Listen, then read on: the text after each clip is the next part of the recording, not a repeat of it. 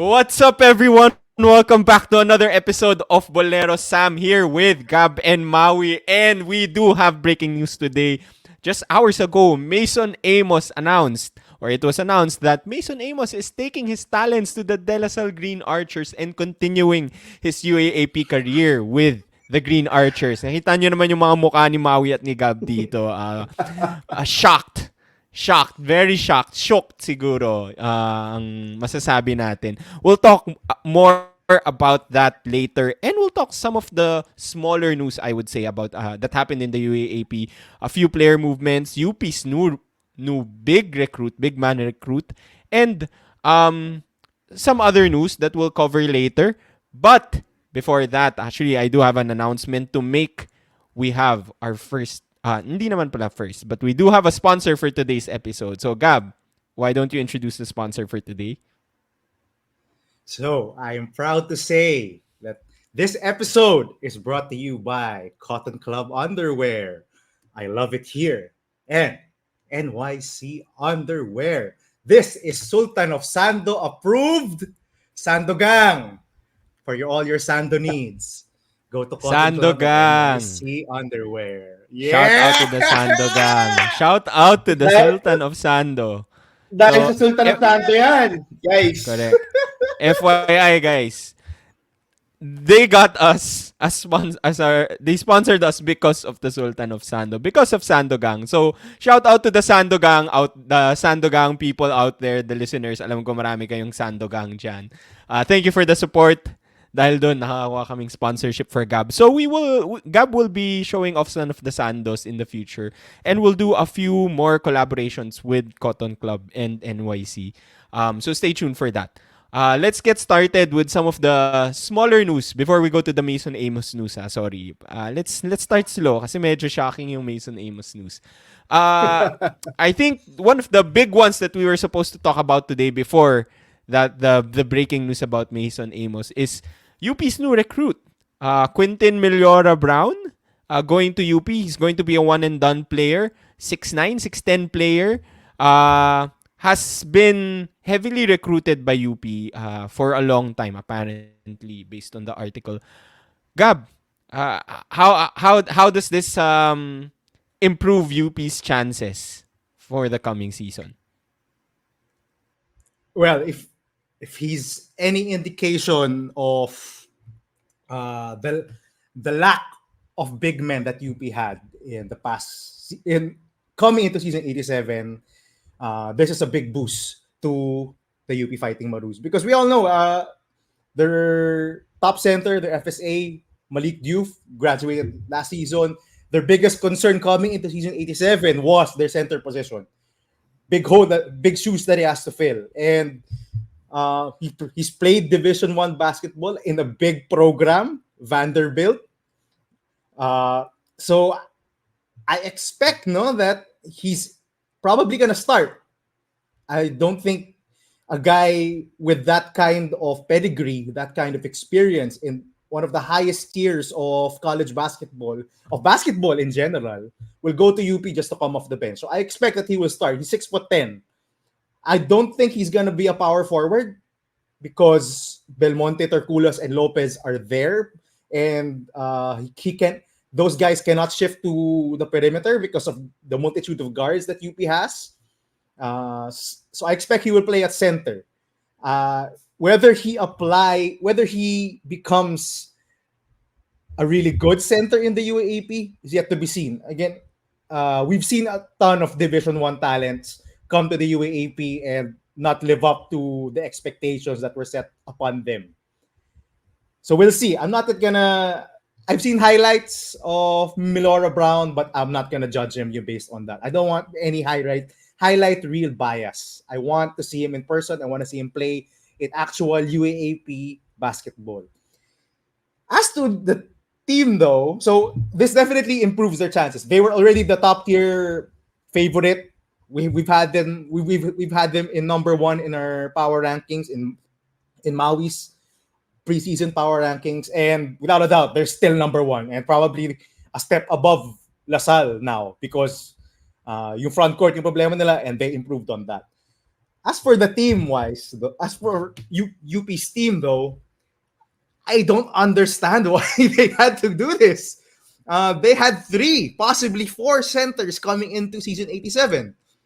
Sean Alter, uh, Gani Stevens, Kingsley Udodo, or Dekachi Udodo, and supposedly, if he was to recover in time, Seven Gagate. So that's four centers that they had lined up, was supposedly lined up for season 87. Uh, what now? Now they have five centers probably. So I think this definitely puts an end to the possibility of Seven Gagate playing in season 87 with Oo nga this eh. with It's this possible. recruit of Wala pa din tayong news no on regarding the any updates on Gagate's injury. It's possible. Baka uh, it's not gonna recover in time. We don't know yet. So as of now, wala pa tayong ganung we don't know news. yet, but Yeah. medically speaking, it's possible for him to come back. He sustained I think it's a wrist or a hand fracture. When was it? May or April? Or maybe So yeah, that's earlier, pretty. yeah. Yeah, that's pretty early. You can recover in time. You can actually make it to the first round and play in UAP season 87. But with this recruit of a one and done prospect center in Millora-Brown, I think this puts an end to any speculation whether Seven Gagate will make it and will play in season 87. I don't think he's playing for the UP Fighting Maroons. Also, I thought that Alter, uh, Stevens, Udodo, I thought they were playing really well. Di ba nga, we mentioned it, in Phil Oil, you didn't feel the absence of Malik Juf that much because those three centers were playing so well. They were holding their own. Even against LaSalle, they were holding Especially against their own. LaSalle. Yeah. Diba? That was their test, diba? Their test was really, can they hold against the front line of LaSalle? And for two games in the Phil Oil preseason cup, they were able to hold their own against, heck, even outplayed them, I think. Diba? I think our subscriber Carl, yung ran down the numbers, they've actually had equal or if better numbers than the front line of LaSalle. So I don't understand why you're recruiting ahead of these three centers.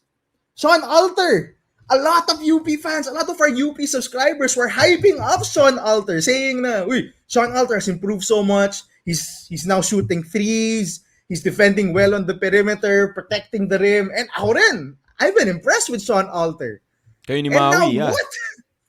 Yeah, His very hype with his- Sean Alter's development. yeah, I thought he was playing really well, and I thought he may be able to leapfrog either si Stevens or si Ododo for the number one center in UP with how well he's playing. But now, I don't think he's probably at most a 10-minute per night player, diba? Gani Probably get the Stevens. same- Oo, diba? Si Gani Stevens transferred from UE to UP. With the absence of Malik Juf, he was probably in line for a big amount of playing time. But now, it's probably at least 10 minutes or less a night. He has to share it with Ododo as well. I don't get it, team building wise, why you're not investing in these three centers or four if you're including Agate, who have shown that they are capable and talented enough to hold their own as the center of the UP Fighting Maroons. I don't get that. I don't get that from a team building perspective. He's a one and done prospect. So after this year, he's gone. And for UP, you might possibly lose some players because of what you did. Because one or two of these four centers is possibly not gonna play a lot or not gonna play at all for season 87, and that's gonna be extremely frustrating for them. I don't get it from a team building perspective, but this is good from title contention, a championship perspective. If you want to win a championship in season 87, this is definitely good for UP. But for the players na gagatungan ni Millora-Brown, I feel sorry for them. Maui. But yeah, I agree. Sorry, just to add, I agree. Definitely it solidifies one of their supposedly weak points, diba? The big man position, especially versus LaSalle, which is stacked in terms of big men. Gab, what are your thoughts on Udodo? Because it seems like they keep getting big man recruits. They have Millora-Brown now, and they do have another FSA waiting in the wings next year. I So think not just another son, they not have two just or another, three dalawa pala. FSAs. Oo. So ikaw ba, do you think UP is not happy with what they're seeing with Udodo or something? Yun nga yung Sam eh. I've been happy with what I've seen with Tekachi So ikaw Udodo or happy ka? Kingsley Happy Udodo. ka with the Yeah, performance? he's played well. He protects the rim. I think he's a pretty good rebounder. He's had multiple double-digit rebound games in the preseason. His offense is a bit raw, but you can see the makings of a player who's capable to score in the paint. I've been happy. Actually, I've been happy with the performances of the three centers in UP. Of all the Stevens. big men. Oh, si Obviously, they're Stevens, si not Malik Alter. Diouf, but You they've obviously, been very solid and competitive. the trio of them have been really solid. More solid, actually, more than solid, if I would say so myself. So, I don't understand why they're recruiting over them another player. So, this was not, for me, what do you call this? A position where they needed to recruit someone as over the top as a Millora-Brown. I don't know. Maui, your thoughts? Yeah. Ako personally, it's really about UP getting that win now mentality. They want to get as much talent as they can for season 87, di ba? I don't think if they had a chance to get QMB, can't believe na hindi nga si QMB yung title, si Quintin Millora-Brown yung title ng podcast episode natin. That's how big the other news The other is. news is, yeah. The other news is, but QMB on his own, this guy is somebody that Gilas has been targeting for a lot of years. I think I've seen also on social media that this is a guy that UP has been targeting for the past few years also. He's been in the rumor mill as a potentially wild card UAAP recruit as a local big man. I don't know. If I were UP, they just want to get as much talent as they want to get. But that's what happens when you still lose in season 86 despite having probably one of the best talents in UAAP. Not just in season 86, but probably in the history of the UAAP, diba? Having that 16-man deep lineup, diba? And I think that Gab said it right. This probably dispels the rumors that Seven Gagate will play in season 87. I think this just confirms that maybe they're going to sit out Seven Gagate for season 87. Now the question is, will he stay? Diba? Kasi with all of these prospects, I mean, Sean Alter is as old, has the same playing years as Seven Gagate. And how will he handle always being behind Sean Alter? So I wouldn't be surprised if there were a few players who were thinking to transfer. They've shown naman this off season that some of the players are starting to transfer out of UP because of the depth of their lineup. But this is good. This is really great. I think as Gab mentioned, yung chances ng UP for season 87 has drastically improved. I think this is not a case of Troy Reich, diba? Troy Reich was a Division 1 player who played sparingly in college. This is a Division 1 player who played under Jerry Stackhouse in Vanderbilt, who had a good season when he transferred to another Division 1 school, the Citadel Bulldogs. I think he averaged 11 points and 9 rebounds for a Division 1 team in the United States. So that in itself, I think, should really hype us up, diba? Even Jordan Wilmore, their potential FSA for next season, did not play this much when in the NCAA. There's a reason That's why true. QMB was heavily recruited by most of the UAAP schools and why UP has been knocking on the door for the past few seasons. And I think this is very crucial. Kasi if we're talking about championships in season 87, all of season, we've been saying it's UP versus LaSalle. And LaSalle has that strong front court. LaSalle has that best FSA. LaSalle has Mike Phillips coming back. LaSalle has probably one of the best backup big mans in the UAP in Raven Cortez. So getting as much big man as they can could potentially be the difference this season 87. I think they have a lot of wing players. They have a lot of guards. So definitely this is their biggest hole. If there was even a hole for UP, But yeah, I'm excited to see how QMB performs in the UAAP. If he has a big season, then definitely could be probably a top pick in the PBA draft. Or if he's eligible for Korea or Japan, maybe he can go that route. I'm excited for Gilas because if he goes to PBA and eventually gets that exception that Chris Newsome got from Gilas, then all Filipinos will be happy. I think that's very important. We've So seen so how Chris Newsome, ngayon yeah, Maui hindi siya eligible, no? Sa Gilas. as Tama far ba? as That's what far you're as I saying. know, he's not eligible for Gilas. If there's a subscriber or a listener out there who knows if he's eligible, then let us know. But as far as I know, as far as my research goes, right now I think he's not eligible. He did not get his passport before he was 16 years old, which is mostly the problem that players who want to play for Gilas who are not locals meaning play here in the Philippines have had in the past. So yeah, I'm excited for UP. This UP and LaSalle team are continuously getting stronger from this season and beyond. That's all I can say. Just to say about that Gilas thing, Sam. If he is as good as Maui said he is, he would have played. He would have played already for Gilas in any previous version or in the younger versions of Gilas, in younger teams of Gilas. So the fact that he hasn't yet.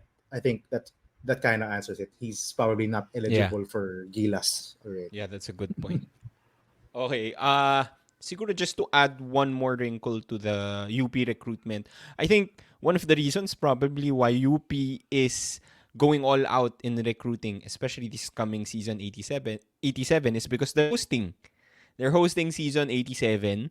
And we know that whenever a school is the host, they normally go all out in terms of preparations and recruiting because they always want to win as many championships as they can when they're the hosts. We know that from past hosts as well. So I think this is a good get for UP. Obviously, anytime you add a talent like that with that kind of background in US NCAA Div 1, that's going to help. I think we pretty much covered everything.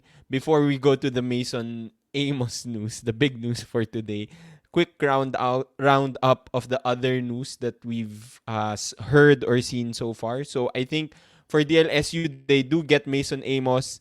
Probably why maybe like a big man like Jake Gaspay and another player si Daha. Sorry, hindi ko nga alam yung first name ni Daha.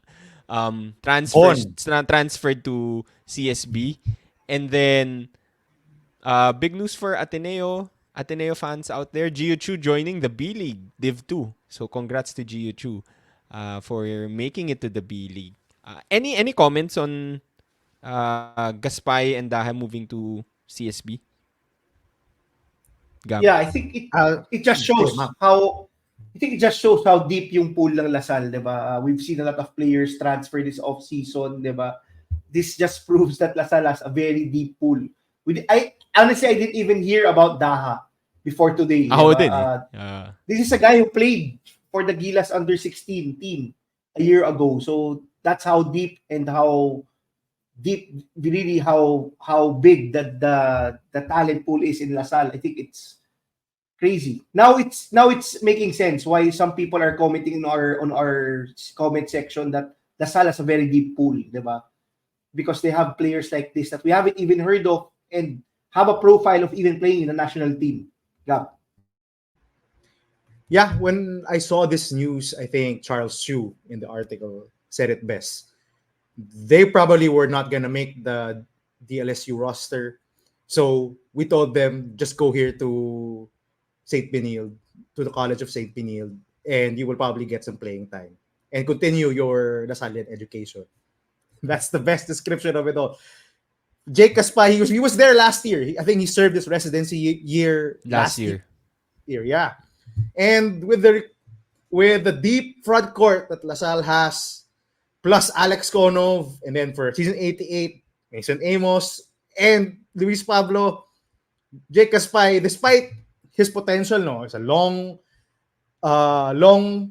wing / forward, who's shown the potential to shoot from the outside, to block shots, to be a perimeter defender. he was not gonna play any meaningful minutes in season 87, in season 88, and probably even in season 89. So this was a good move. It's CSB, man. It's also a winning program. I think people forget that it's a winning program under Charles Yu. He's shown that he's been able to develop players who are underappreciated in the UAAP. Shout out to Will Gozum, and turn them into stars. Migs Oxon, perfect example. So I think it's a good gamble for both these players. Bonda has 5 years eligible to play for St. Pinil. So as early as now, that was the right move. This DLSU team is very stacked. As Maui said, ang daming players. So going to a program like CSB it's a winning program, it's a good decision. There's a lot more chances for you to make a team and have a spotlight there. You get more playing time. Yeah. For Actually, GO2, sige, Maui, go. yeah, before that, Gab, I think we were talking about this off air. I just have to say lang din, I think it's ludicrous. It's crazy that Gaspay has to sit out a year. I think si Daha will also have to sit out a year. I think they have to look at the rules, diba? If you haven't played for that school in that sport, it's crazy that you still have to get to have that That's a good residency, diba? Imagine That's a Gaspay, good point. he transferred from another school, 1 year residency, and then now he hasn't even played for that school in the UAAP, another year of residency. So basically, he's wasted two good prime years of his life. I think Gaspay will be 22 years old when he gets to CSB. Sayang. That's all. Yeah, that's a That's a very good good point. discussion point, Maui. Very good that you brought that up. Again, this residency rule, I think they really have to look back at it. Not to make it worse, like what they initially discussed and released, but to ease it up. Stop punishing players. Diba? Stop punishing the players for making a decision for themselves. That should be free. They are not violating any contract. They don't have contracts with their schools. Diba? So, stop doing this. Tama si Maui. Yeah, JJ Caspay has not played a minute of UAAP basketball for the De La Salle Green Archers, but he's being punished for transferring, for going to a better situation for his personal growth to CSB. It's really sad that the UAP just keeps punishing players for Oy, looking out for pero themselves. Gab, NCAA din to, ha? They have to sit out for the NCAA. Oh, diba? So, both of them. Yung both the NCAA, yung and the UAP, both. Sige, I'll come with both. All of both collegiate leagues have to do better. yeah, They cannot I really keep on punishing players talaga.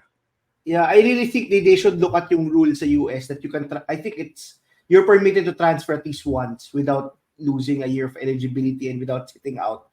'Di ba? Wala nang red shirt year. I think that was made because of COVID also, where players had to transfer. It's crazy that players left and right are losing eligibility, 'di ba? With what we live right now, with the new age recruitment in the UAAP and the NCAA, it's crazy that we still have these restrictions, 'di ba? It's the players who are losing the most, in my opinion. Yep. And to GO2, I'm so happy. Shout out. to Congratulations! GO2. Congratulations, Congrats. GO2! Congrats. Japan B B-League League. Division 2. B-League. Good Prove decision everyone to wrong. go pro. Good decision. Prove everyone wrong, Gio. Good Prove luck. me wrong. Prove us wrong, Gio. Prove us wrong. Man, we've criticized you, but now that we see that you're working hard and you're working towards your career into your own success, your own personal success, I'm so happy for you. I've heard a ton of alumni when they saw GO2 play last season. They said, I think his basketball career is over. I mean, he doesn't show any potential, but look where he is now. Look where he is now. And I'm so proud of him. And I wish him all the luck, man. I hope he has a good season. And when I see news like the one from GO2, I always look back to what Tab Baldwin said when he was interviewed by Eric Menk and what his goal was when he's coaching young players in college. his goal was, of course, to win championships, but his primary goal is to develop professionals. He wants players who go through him to be ready for life after college. And Gio Chu, man, I'm so proud. Despite struggling in his final years with Ateneo Blue Eagles, you could see that he has developed. I mean, pro teams are seeing it from the B League, from Taiwan, are seeing his development, are seeing the work he put in, and he's not, and he's probably gonna get a lot of money. If he plays well, a lot more money. So I'm so proud of Gio Chu. I'm gonna be susubaybayan ko yan. Sinusubaybayan ko naman lahat ng mga players ng mga Filipino players na pupunta sa B-League at sa KBL. I'm not able to watch all of their games, but sinusubaybayan ko yung news dyan. But I'm so happy for Gio Chu. Sammy, Okay. isa ka rin sa mga frustrated Gio Chu clubs. Uy, hindi naman, di ba? We were hyped on him kasi the previous seasons and then nung pre-season. Kaya medyo Off-season. especially Diba? off-season, off-season prior to his final year. Yeah. He always performs when his number is called for Gilas. Diba? Maybe he can be better also in Japan. Gilas player. Hopefully Gio Chu, let's go. Hopefully. Future So Gilas we are player also. future Gilas player, guarantee pwede mag-Gilas kasi naglaro na yan. So we're hyped for Gio. We are hyped for the upcoming discussion about Mason Amos. But before that, let's talk about another sponsor for today's episode. Gab, tell us more about our sponsor. This episode is also brought to you by Hype 24/7 Fitness. Feel the hype. And if you're gonna wear Sandos, guys, you also have to have guns. And to build your guns, you need a gym. Like Hype 24/7 Fitness. Build your guns here, bro! Yeah! Sakto kay Sultan of Sando yung sponsors natin. By the way, they do have gyms in Congressional and Robinson's Magnolia. So, yeah. So that is our sponsor. That's another sponsor for today. So hype na tayo. Let's move on to what you guys have been waiting for, the discussion about Mason Amos deciding to leave the Blue Eagles nest and going to the rivals, the De La Salle Green Archers. I have to ask Mr. Maui Yap first. Maui Yap 24. You were so hyped. You were so hyped when Mason Amos joined Ateneo. You were so hyped for Mason Amos in his rookie year. We all know you're the biggest Mason Amos fan here sa Boleros. We're all big fans of him. He's a friend of the podcast, by the way. He's a friend of the Boleros podcast. But Maui, ano reaction mo nung nakita mo yung news? Mason I've been Amos waiting moves for to this, LaSalle. guys. I've been waiting. Kahit this. kami Maui. hype. Hindi namin alam sasabihin ni Maui. Grabe yung when I heard the news, I think my phone blew up. Parang I think 5 friends or acquaintances sent me the link. Sabay-sabay ang bilis. I was actually watching House of the Dragon kasi ayan ang bonding namin ng family ko eh. Every Monday we set aside a No spoilers, pare. No spoilers. No spoilers,empre. We set aside a period of time where we don't do anything and we just watch the show and bond, diba, sa family. Then suddenly my phone kept on blowing up. Ang daming messages from all messaging apps. When I first opened it, I could not believe my eyes. I could not believe my eyes. Of all teams that Mason Amos decided to join, it had to be LaSalle, diba? It's our arch nemesis. It's the school that LaSalle friends ko, alam naman nila na I'm very unbiased about LaSalle. I love LaSalle. I love the program, especially under Coach Topex. But the history, diba? The history. If you studied in Ateneo, if you were in grades, if you went to Ateneo straight, like us three, this was like a dream, diba? It's a nightmare. It's our best player. It's our now. It's our future. Mason could have been our future, our star player for season 87. There's a reason why Gab chose him to be part of the top 5 players we think will break out in season 87. Oh, that post did not age well. Did not age well. So we decided to do shorts. Check that out. But that Shout out short to did not age did not age well. Really, it's a mix of emotions, diba? Mason has been part of Boleros a couple of times. We've been able to talk to him on air and off air. So we've developed a relationship. I could say that we're friends, diba? We're all three of us. We're Mason Amos's friend, diba? We love the guy. But it's bittersweet, diba? Shout out to Mason is Mason's go. dad also, by the way. Yeah, shout out to Sir Joe for letting his son go on air with us. He was our first guest. We also had a second episode with him. Anyway, it's really bittersweet what I'm feeling right now. I would say more on bitter than sweet. But bitter, obviously, because we're losing Mason. Not really because he's going to LaSalle. Maybe yes, going to LaSalle, I'm also bitter, but more bitter because we're losing Mason. Ateneo's losing Mason because as I've said, he's our now and he's our future. Both him and Bahay could have been our cornerstones probably for the next few years, depending if they would be recruited out of the country. It's crazy, di ba? Medyo speechless talaga on that front. But it's sweet because I think that Mason could develop into someone better in LaSalle. We've seen how a player like Kevin Kiambao has transitioned from a power forward slot to now playing shooting guard to small forward in the UAAP. If Mason, I think this should be one of the main reasons for Mason transferring. I hope it's not money. I hope it's not, I hope it's because he wants to win, number one. And number two, to pick the brain of Kevin Kiambao. I think this is one of the main reasons why Pablo also decided to go to LaSalle. I think it's one of the main reasons also why they got Alex Conov. Diba? They've seen how a player like Kiambao has developed in LaSalle the past few seasons. So in terms of that, I'm excited to see how LaSalle will be able to train and develop Mason Amos. I will forever root for Mason because Mason plays for Gilas, Pilipinas. For the UAAP season, that could be a different story. Maybe I wouldn't root with Mason, same as before. But I will forever root for Mason because he's a patriot. He plays for our country, diba?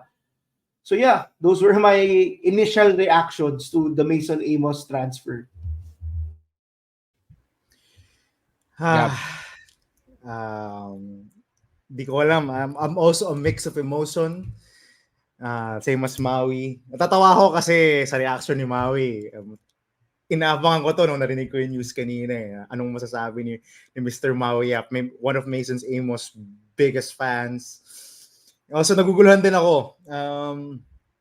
I was a bit surprised lang when I saw the news that Mason was transferring to LaSalle because when Ateneo was going through their preseason struggles and their ongoing preseason struggles, actually, I had a feeling that we might see some transfers come. I was talking with my dad that ang kalaban naman natin dito sa mga with all this losing is the frustration of the players. Players might be frustrated. Players might not want to sit through all the losing, sit through a rebuild. And lo and behold, one of ours did not want to sit through a rebuild. Because honestly, if you want to win a championship in the UAAP in the near future, now or in the near future, there's only really just two teams you have to transfer to. It's UP or LaSalle. And he chose LaSalle. And that's masakit. Masakit. This guy played for us last season. Made big shots for us last season. Heck, made big shots to beat LaSalle Against in the first LaSalle. round last season. Against Yeah. LaSalle. Yeah. Against Crowd LaSalle favorite. last season. Yeah, as a crowd favorite Itsura ni already. Maui. Yeah. My best friend loves this guy. My best man loves this guy.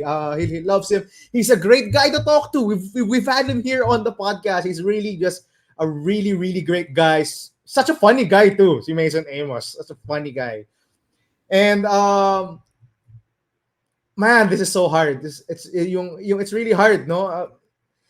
Sabi nga ni Maui, for us guys who've been around who watched UAAP basketball since the early 2000s, we cannot escape the fact that there is a rivalry between Ateneo and LaSalle. Yes, there perhaps the bad blood's not there anymore, especially with us younger generation. We don't really have a hate for the De La Salle Green Arrows. More of just a rivalry that we look forward to. We want to win against LaSalle, but we don't hate the school. We don't hate the players in LaSalle.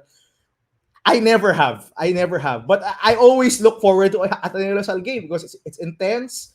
The crowds are just all out into the game, and I'm into the game. And to see one of ours there in the green and white is just I Mason, if you're watching this, I'm sorry you, but it's painful to me. And I'm sure it's painful to Maui. It's painful to Sammy to see you play for the green and white.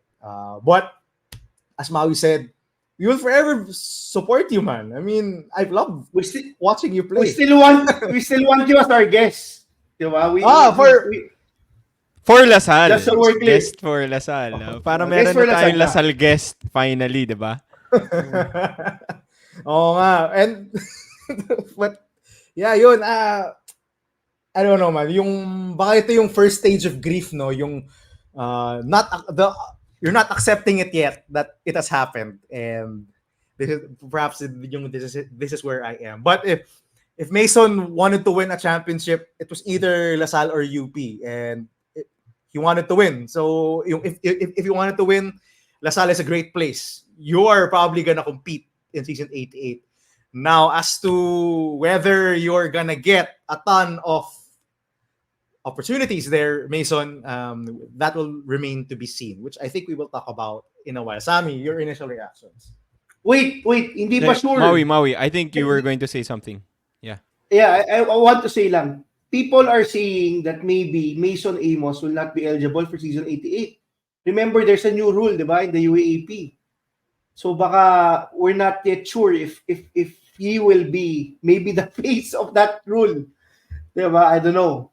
It remains to be seen. But Maui, if any rule was to be implemented, I don't think rules can be retroactive. If my understanding of rules and laws are correct. If you implement a rule, you cannot punish someone who did it previously before the rule was implemented. Was implemented. So I don't think Mason. Maybe that's why the timing is a bit off, diba?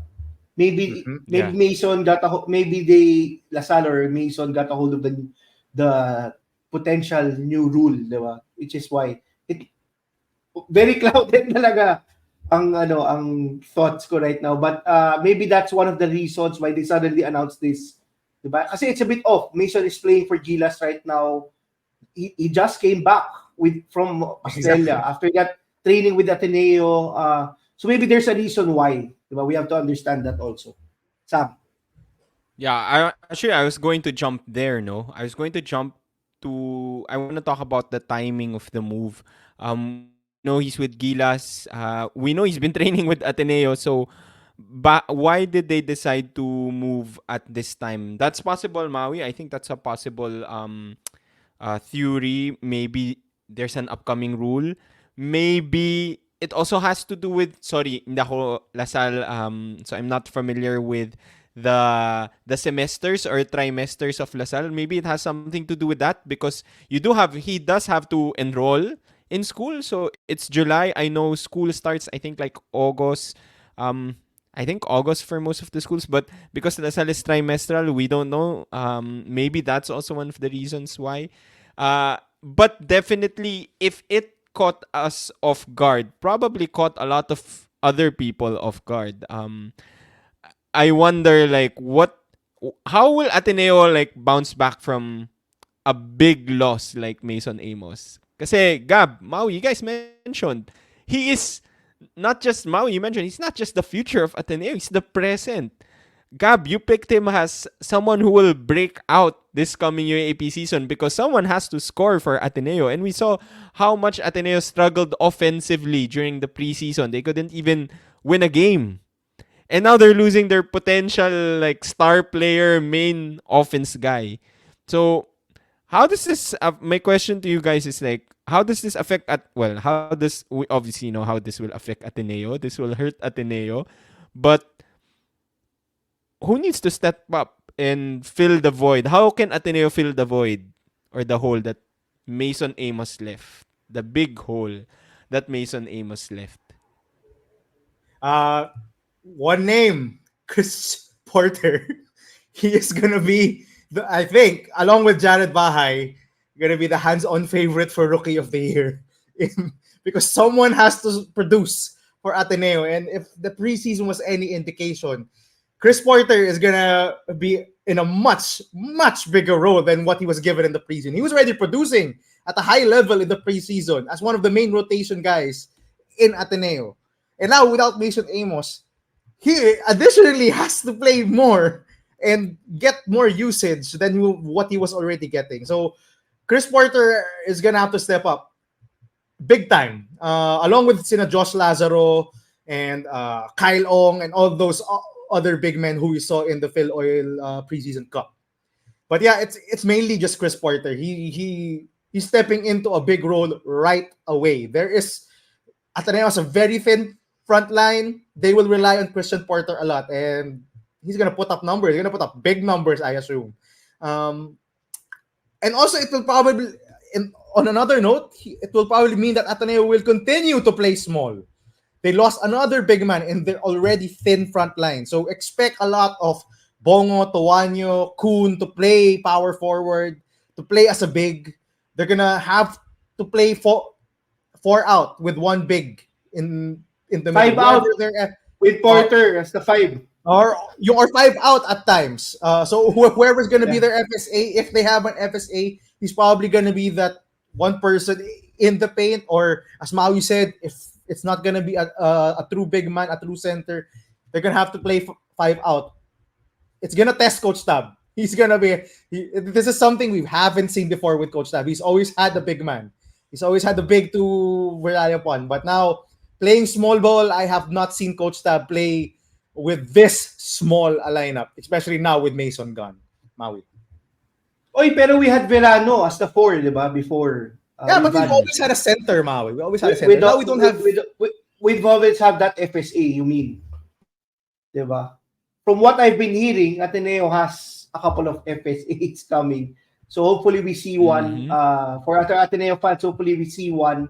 I'm not sure if Balogun will still be the one. Balogun has been plagued by a lot of injuries and rumors this offseason. But yeah, I have to agree with Gab. It has to be Christian Porter and probably Drew Bongo. I think si Bongo showed a lot of flashes during the offseason. He had a string of 3 or 4 games where he really produced. I think he will have to step up a lot along with Christian Porter. I think the main, if there's a bright side to look at during this offseason, I think it's Ateneo, where Ateneo was already used to Mason not playing big minutes, di ba? Mason was being used as a 5 during the offseason, and most of the time, most of the games, he was getting into foul trouble, which is why he wasn't able to play 25 plus minutes, which we expected during the offseason. So we got a glimpse of Christian Porter. We got a glimpse of Drew Bongo with more minutes. So those two guys will definitely have to step up. But this is a very big blow, diba? For all the people who wanted a Bahay-Amos connection, it's really not meant to be, diba? As we talked about this off air. That Bahay-Amos connection from that under 16, under 18 Gilas team will not happen, diba? Na-tease tayo 2 times, diba? When Bahay decided to UP, and then Bahay decided to go to Ateneo. So we're not getting that. As far as the other people, I'd love to see the ball in Jared Bahay's hands a lot more. Let's see how he'll be able to make the other players better. Let's see how he'll be able to run the offense and maximize whatever talent that we have. But definitely this is a very big blow. Everyone has to step up. Diba? Ateneo has struggled mightily on the offensive end during the offseason, and they're now losing their top offensive guy. Diba? That's crazy. I'm preaching for Ateneo fans to be patient. This is the time to really support the team. This is the time. This is probably the real rebuilding year for Ateneo. Diba? There's still a few months still ahead. Maybe Ateneo gets other options, other weapons, but as of now, it doesn't look good for Ateneo. They did not win any preseason games here in the Philippines. Now they lost their That's best with player. Mason Amos. Diba? That's with Mason Amos, diba?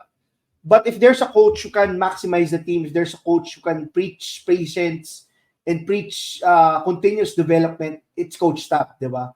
We cannot question what the track record of Coach Tab when it comes to developing players, diba? The players who've gone abroad, the players who play in the PBA, most of them have surprised us, diba? If not overperformed our expectations. 30 Ravenna was just awarded the top Asian import in Japan, di ba? Gio Chu, who people was shooting at the whole season. Imagine he gets a B League 2 contract, di ba? B League Division 2. So if there's a person who we can trust, if there's a person that we should look up to, in Tab we trust, di ba? BEBOB. So we'll see, Sam. Okay. So far, we can say Salle is definitely a baller in this situation. They got the talent. They got Mason Amos to join their team. Gab, you mentioned Christian Porter might be a baller given the situation because he will get a lot of minutes playing that big man spot for Ateneo. Ateneo is definitely a bolero in this situation, or the Without a Ateneo doubt. fans, without a doubt, the biggest bolero here. Now let's look at the other side of the coin. I would say. Let's look at LaSalle's roster. You guys mentioned earlier, guys like Gaspar, they left because they knew they were not gonna get minutes. They're not gonna get playing time for this stacked LaSalle team for the next few seasons. With Mason Amos joining, Alex Konov not even playing yet for LaSalle. We haven't even seen Konov play for LaSalle. What does this mean for the other players of LaSalle? Sinong magiging bolero or sino magiging pinaka-affected with this recruitment? Maui. Meron ba? Or wala? Or wala? Meron, for sure, meron. I have to say it has to be Luis Pablo. Diba? You escape the logjam in power forward, in the front court, power forward slot in UP, and now you're serving your residency. Konov is coming. Amos will come when you come. So where will you get your minutes right now? If I'm Luis Pablo, I'd probably be shaking my head. But I would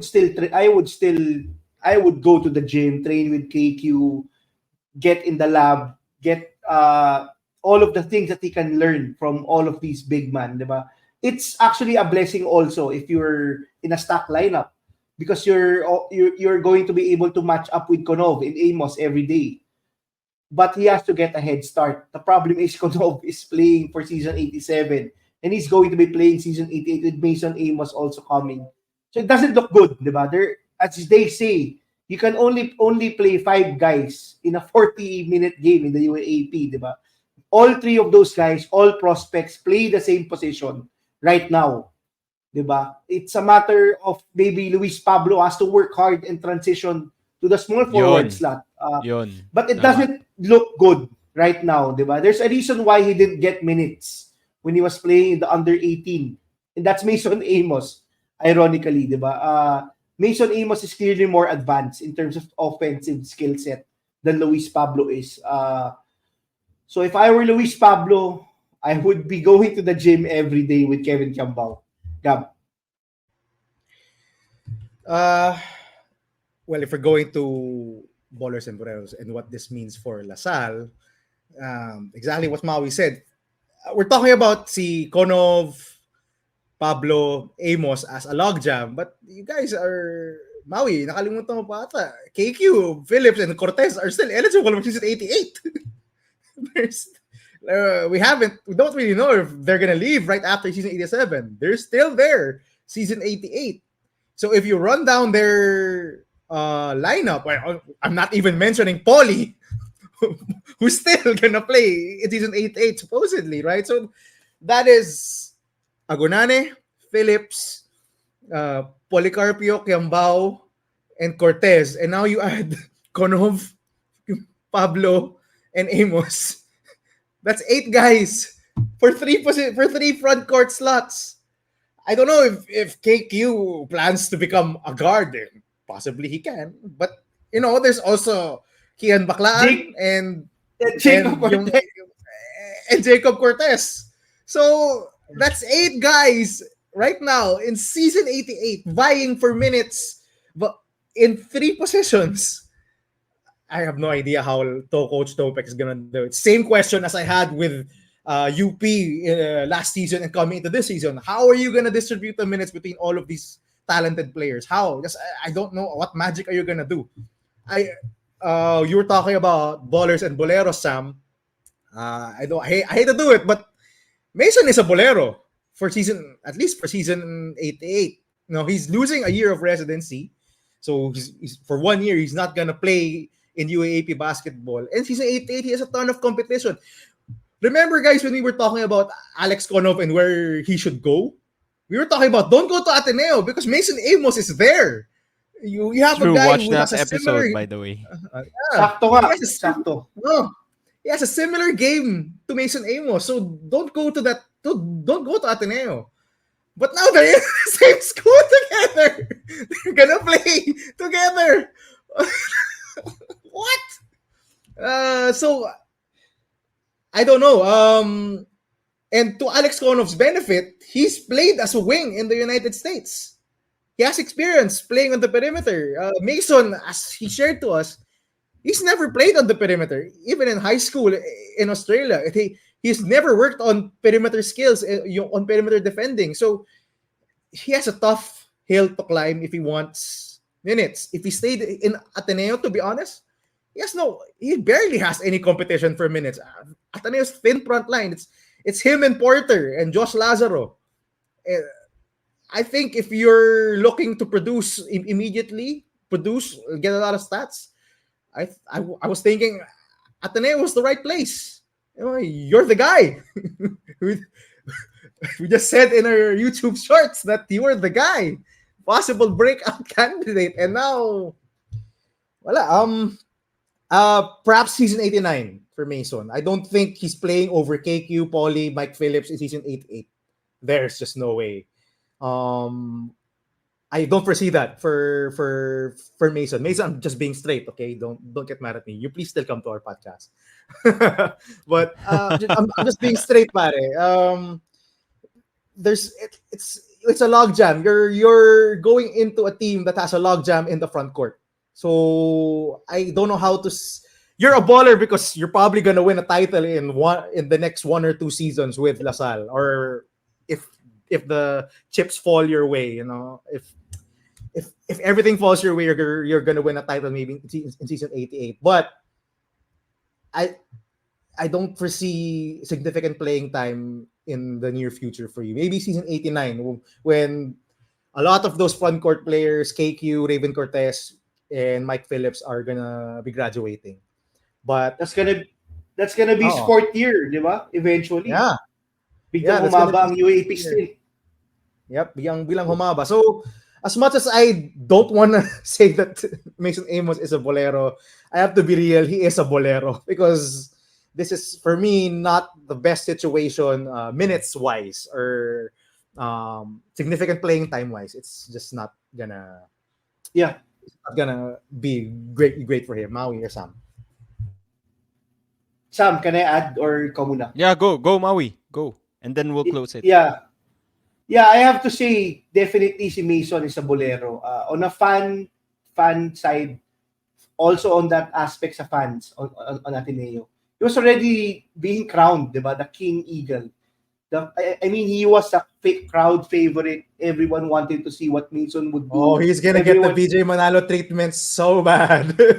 now, So you better get ready. now to be realistic, sorry to say, Mason, you will get the BJ Manalo treatment or even worse. Diba? From what I've seen on social media right now, from what I've seen from even yung players, previous players ng Ateneo, I think I have to shout out sila Belangel, Nietos, everyone seems to be posting, even our batchmates, si Wami Chongson. Imagine the players reacting that. The players are more rational than the normal fans, diba? The fans will orchestrate you for sure, definitely. You are now enemy number one for Ateneo. That saddens me, but that is the reality. That's gonna happen. Imagine your first game against Ateneo. I'm sure you still do good. But he lost on that aspect. And on another aspect, Gab is right, di ba? He's going to a LaSalle team who's stuck, who we don't know who's gonna play for season 88 and 89. He now has to play at a minimum of 4 years in the UAAP, I think, before he can go pro. I think that's one of the things that he's lost a lot. That's 2 playing years at the minimum. That should have been time for him to possibly go abroad. Imagine, he's already playing in the national team. Diba? He's playing in Gila, so he's getting reps. He's getting scouted. If he had a good season, if he had a great season with Ateneo, actually, I wouldn't be surprised and I wouldn't be sad if he was recruited after season 87 to go abroad. But now, because he decided to sit out and transfer to another school, not just because it's LaSalle, then he has already invested probably 2 to 3 more years, probably potentially playing college basketball here in the Philippines. And to add to that, not you guys know, our subscribers know that I'm a big fan of Coach Topex. I'm a big fan of what Asal has done, how they have been able to fix and bring a new system, a new program to LaSalle that has garnered a championship already in year 1. You're still leaving Coach Tab Baldwin, di ba? Coach Tab Baldwin is still the winningest coach the past decade, is still the coach that has the best track record when it comes to producing players who play professionally. Diba? I think that's one of the main things that he's going to be losing out. Diba? That guidance from Coach Tab has helped players like 3D to become the best Asian import, players like Belangel to becoming one of the front runners in the most improved player in the KBL, and players like Ange Kwame getting an opportunity to play in Europe, in the EuroLeague, diba? It's something that I hope the trade-off going to LaSalle is worth it. I hope he gets to train with KQ. I hope he gets to be able to transition to a small forward or a wing player than a catch and shoot power forward. I hope his development goes well, but I think he has lost out on that aspect, having that coach tab guidance. Diba? There's a reason why players like Dave Idelfonso decided to go back to Ateneo, diba? To get that development, to get that guidance from a coach like Coach Tab. Sab. Okay, you've heard it here first. Our reactions from that big Mason Amos news. Of course, we haven't really heard a lot from Mason. I think he is with the Gilas team right now. So there might be more to this story, for further Just developments another to this story later on. So we'll learn more about it. But Gab, sige, go ahead. You want to say It's something? another wrinkle to it. What does this mean for his brothers? CJ Amos is coming up. That's a good point. Yeah, It's part a of good the point. under 17? 17. Tama ba? Under 17 with Kiefer Elas. Yep. Yeah, So that's a good point. So that's just posing the question, posing that question out there. What does this mean for Yeah. his brothers? Is Ateneo still a plausible destination for the Amos family or the Amos brothers, or is it elsewhere? Are they gonna join Mason Amos? Just some food for thought for our subscribers out there. Okay, that's it. Let's end it with that. That's it for today's episode. Obviously, to our listeners, whether Ateneo fan, Lasal fan, or UP fan, or whatever fan of whatever school ka, let us know your thoughts. How does this change the race for UAAP season 87? UP getting a big recruit, Lasal getting another big recruit. Sorry, season 88 pa pala si Mason Amos. But how does this change the race for the next two seasons? What are your thoughts with the Mason Amos move? Uh, are we expecting other movements from UP and from LaSalle, the top two teams that are contending for championships in the next 4 or 5 seasons? I would say, given yung roster nila and lineup nila, we'll find out more. Baka Go, Ateneo Maui. rin, Sam. Baka Ateneo rin, di ba? I mean, maybe this Baka is the start Ateneo. of the first domino. We don't know. What does this mean for Ateneo? Comment down below your thoughts. Subscribe. And don't forget, share this with your friends. We'll definitely talk more about the UAAP right before UAAP season 87. And stay tuned. We'll talk more about maybe Gilas also in the coming few days because we do have a game for Gilas. I think July 4. So stay tuned for that. We'll see you again next time. Bye-bye.